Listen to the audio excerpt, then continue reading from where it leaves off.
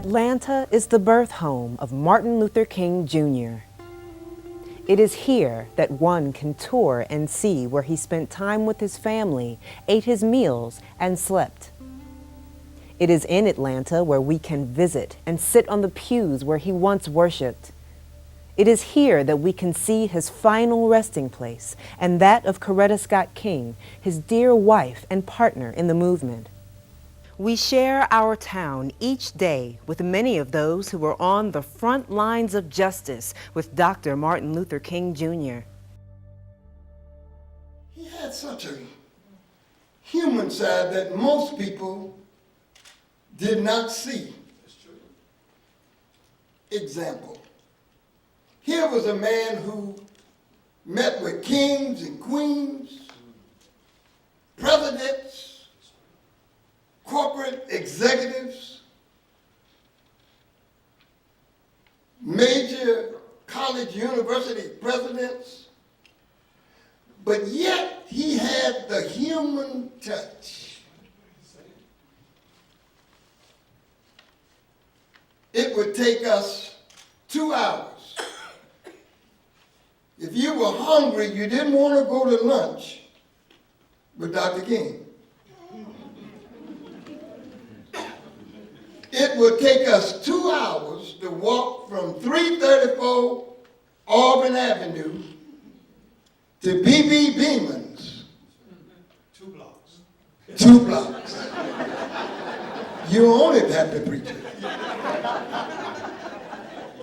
The reason being, it was because of that human side of him. It didn't matter how they looked. Didn't matter how they smell. Didn't matter how they talk. If they wanted to touch Dr. King, he took time to touch them. At Martin's eulogy was from the story of Joseph. Let us slay this dreamer, and we will see then what will become of his dreams. Well, his dreams did not die. His dreams really escalated to a new level. And we saw, in as much as I've ever seen in my lifetime, a transformation from a political crucifixion to a spiritual resurrection. But more and more all over the world, the mission and the message of Martin Luther King has become really standard teaching for anybody interested in Christianity. Muslims respond.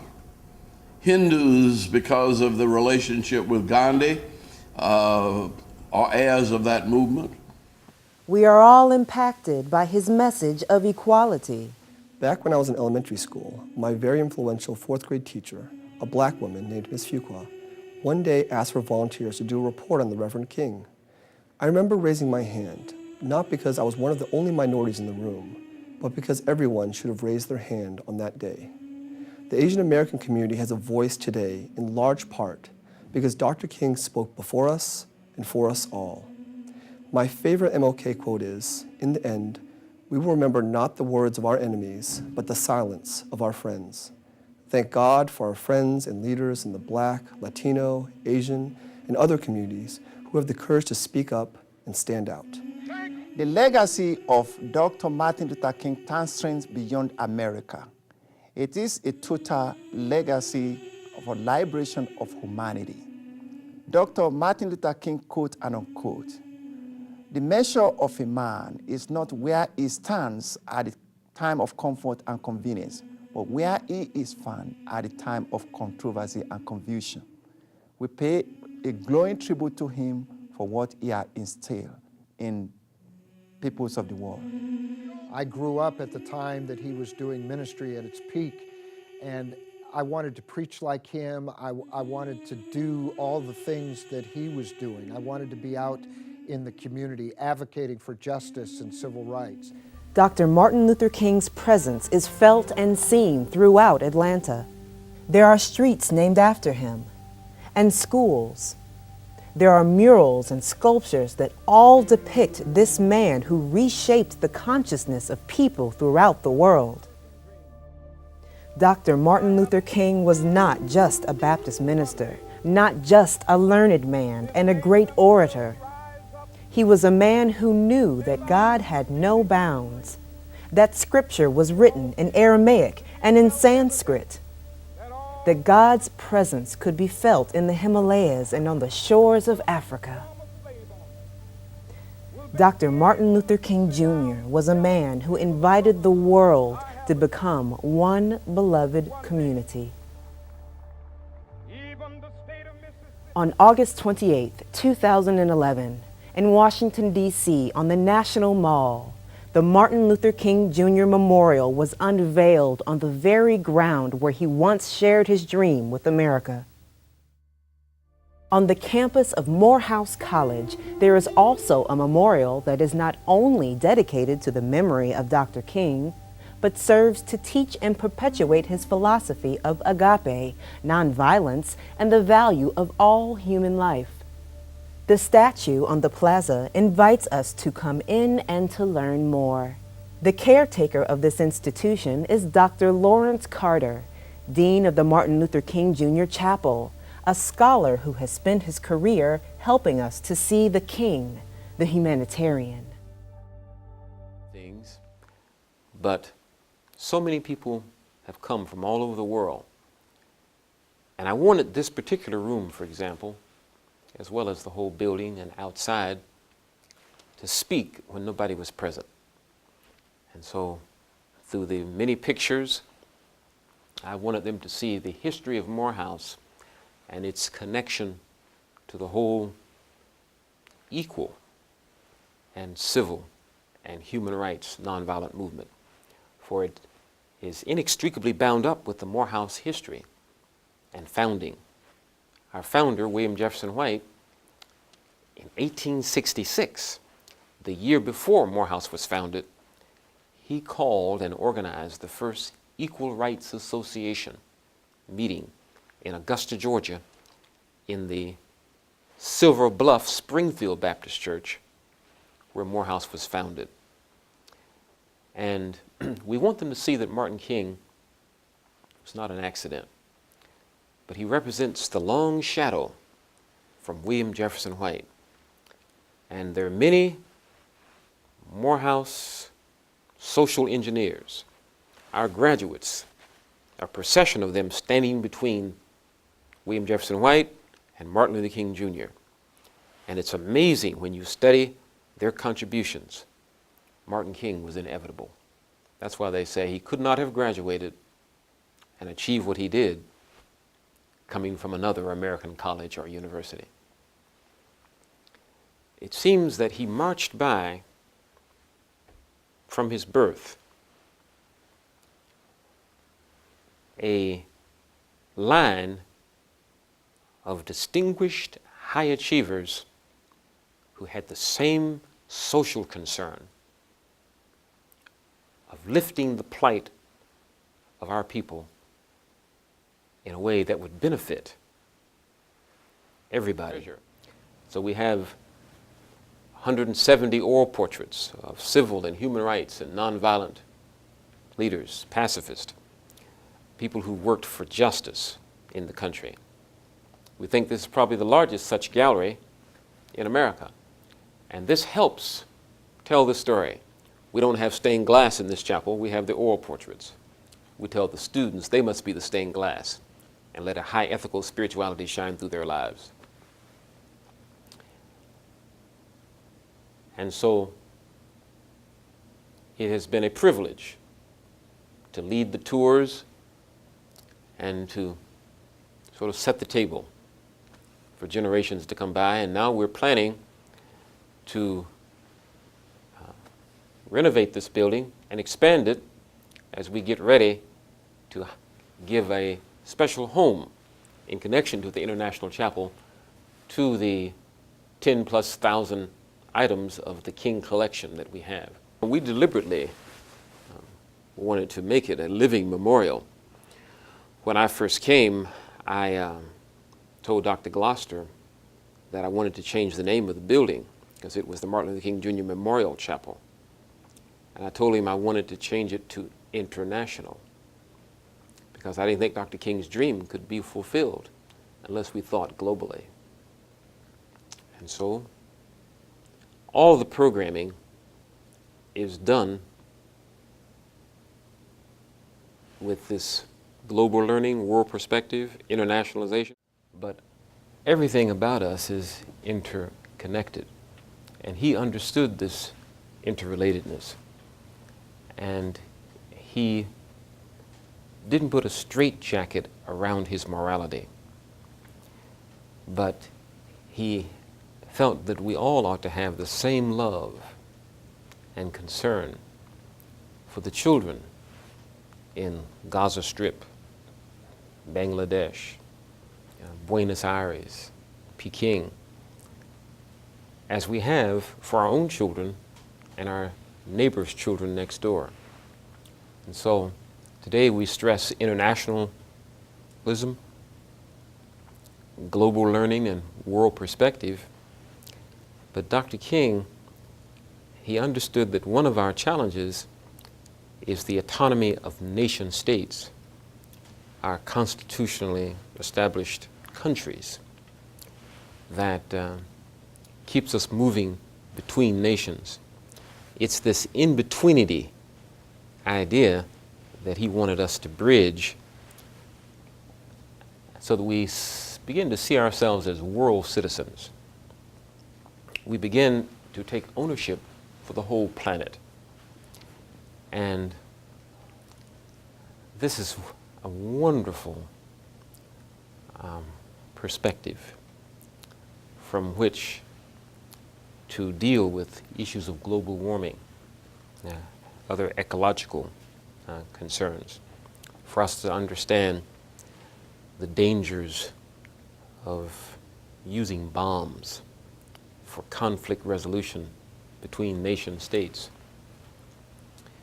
This is why he said that we were at great risk if we did not study Gandhi and nonviolence. We have got to behave in a way that encourages the human future.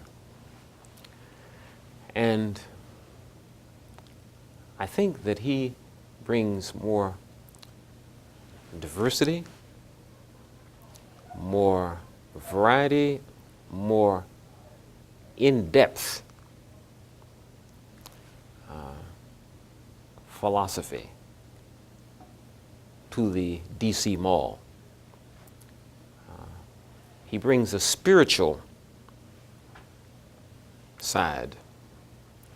You see, Martin King's highest expression of spirituality was affirmative cooperation, reverence for life, harmony. And, you know, if you have this cooperation in our bodies, you call that health. If you have this cooperation in society, we call that civilization. And if you have this cooperation in the cosmos, you can experience night and day, you can name the 4 seasons, and you can name the constellations. We have got to learn how to either live together as brothers and sisters, or he said we'll perish as fools. We must have an awareness that his presence on the mall in DC immortalizes his dream of nonviolent coexistence. So we want to have violent co-annihilation. And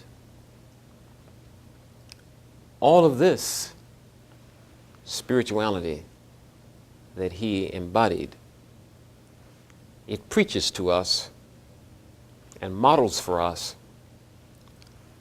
across all boundaries, interfaith boundaries. King was ecumenical. Some say he led perhaps the largest ecumenical movement in American history. He was a pluralist. and he had great respect for differences. 7 billion people, that's a lot of diversity. And so here's where religion has to catch up with morality and become the inspiration, the impetus for us to practice unconditional love. That's Martin King. He will fit well, as they say, as a king among presidents. You know, there's one quote that we mention a great deal from Dr. King, and that is, "Injustice anywhere is a threat to justice everywhere." He made that statement about justifying why he left Atlanta to go be helpful in Birmingham. It wasn't until recently that I realized he was telling us, don't put a straitjacket around your morality. And don't let state borders and county borders and city limits, don't let the name of your religion limit your witness of your faith.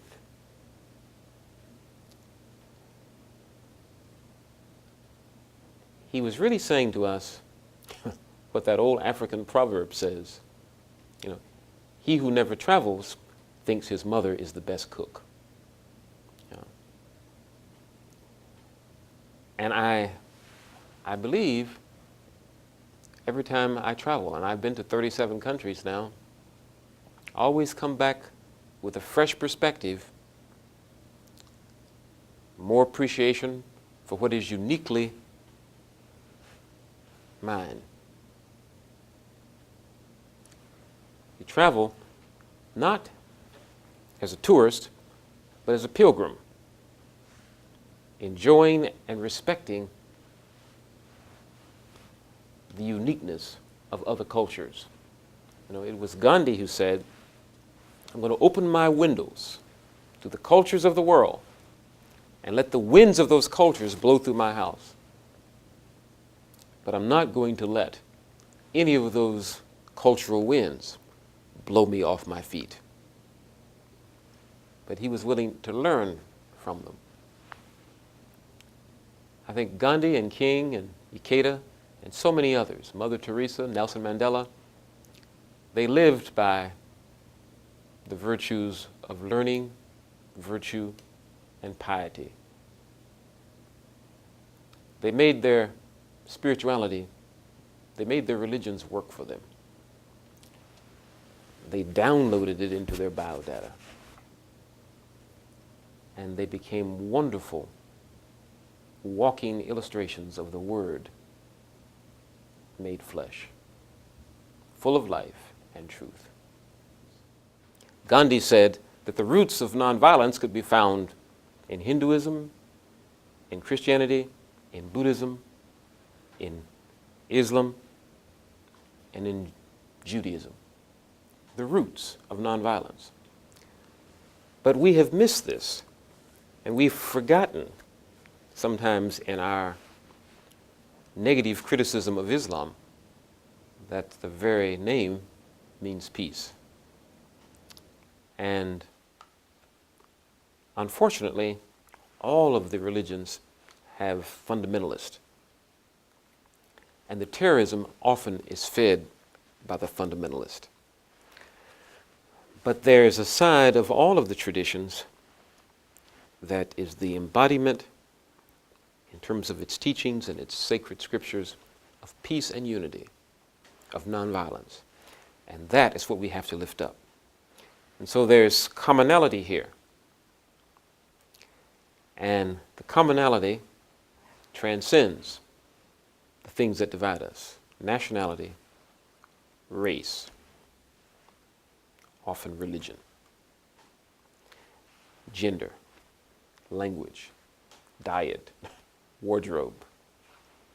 The list goes on and on. But we are one family, one